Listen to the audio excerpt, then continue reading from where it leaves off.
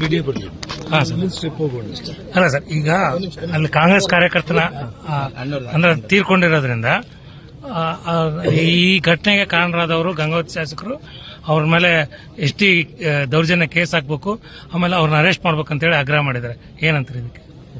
ನೋಡಿ, ನಮ್ಮ ಮನೆ ಹತ್ರ ಬಂದು ನಮ್ಮ ಮೇಲೆ ಮನೆ ಮೇಲೇನೆ ಗಲಾಟೆ ಮಾಡಿ ನಮ್ಮನ್ನೇ ಇದು ಮಾಡಿಬಿಟ್ಟು ಇಲ್ಲೇ ಅವರೇ ಫೈರ್ ಮಾಡಿಬಿಟ್ಟು ಮಾಡಿರುವಂತದ್ದು ಇಡೀ ಎಲ್ಲ ಮೀಡಿಯಾನೇ ಸಾಕ್ಷಿ. ನೀವು ಬೇರೆ ಯಾರು ಬೇಕಾಗಿಲ್ಲ ಇದಕ್ಕೆಲ್ಲದೂ ಕೂಡ ನಾನು ಕೇರ್ ಮಾಡೋನಲ್ಲ. ನಾನು ಇವತ್ತು ಪೊಲೀಸರು ಮನಸ್ಸಾಕ್ಷಿ ಅನ್ನೋದಿದ್ರೆ ಕಾನೂನು ಕಾಪಾಡುವಂತ ದೃಷ್ಟಿಯಲ್ಲಿ ನಾರಾ ಭರತ್ ರೆಡ್ಡಿಯನ್ನ, ಅವ್ರ ತಂದೆ ನಾರಾ ಸೂರ್ಯನಾರಾಯಣ ರೆಡ್ಡಿ ಅವ್ರನ್ನ ತಕ್ಷಣ ಬಂಧನ ಮಾಡಿ ಇವತ್ತು ಕಾಂಗ್ರೆಸ್ ಸರ್ಕಾರ ಪ್ರಾಮಾಣಿಕವಾಗಿ ಪಕ್ಷಾತೀತವಾಗಿ ಈ ರೀತಿ ಏನು ನಮ್ಮ ರಾಮ್ಲೂರ್ ಹೇಳಿದಾಗೆ ಸಿನಿಮಾ ಸ್ಟೈಲ್ ರಾಜಕಾರಣಿಗಳಿಗೆ ಮತ್ತು ಏನು ಜನಪ್ರೀತಿ ಕಳ್ಕೊಂಡ್ಬಿಟ್ಟು ಇಂಥ ಒಂದು ದಬ್ಬಾಳಿಕೆಗಳ ಮೂಲಕ ನಮ್ಮ ಇಡೀ ಹಿಂಬಾಲಕರನ್ನ ಜನಾರ್ದನ್ ರೆಡ್ಡಿ ಅವ್ರ ಮನೆಗೆ ಹೋಗ್ಬಿಟ್ಟು ಅವ್ರ ಮನೆಗೆ ರೋಡ್ಗೆ ಚೇರ್ಗಳು ಹಾಕೊಂಡು ಕುತ್ಕೊಂಡ್ಬಿಟ್ಟು ಬ್ಯಾನರ್ ಕಟ್ಟಿ ಅಲ್ಲೇ ಅವ್ರ ಮನೆ ಮೇಲೆ ದಬ್ಬಾಳಿಕೆ ಮಾಡಿ ಬರ್ತೀವಿ ಅಂತಂದ್ರೆ ಇಡೀ ನಗರದ ಜನರನ್ನ ವ್ಯಾಪಾರಸ್ಥರನ್ನ ಹೆದರಿಸಿ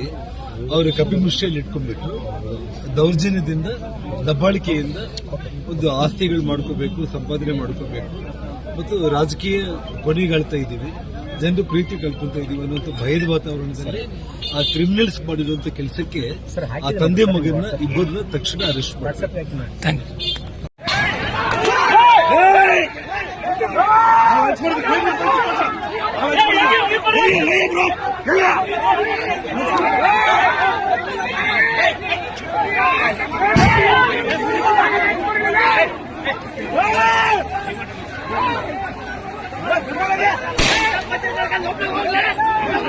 बोला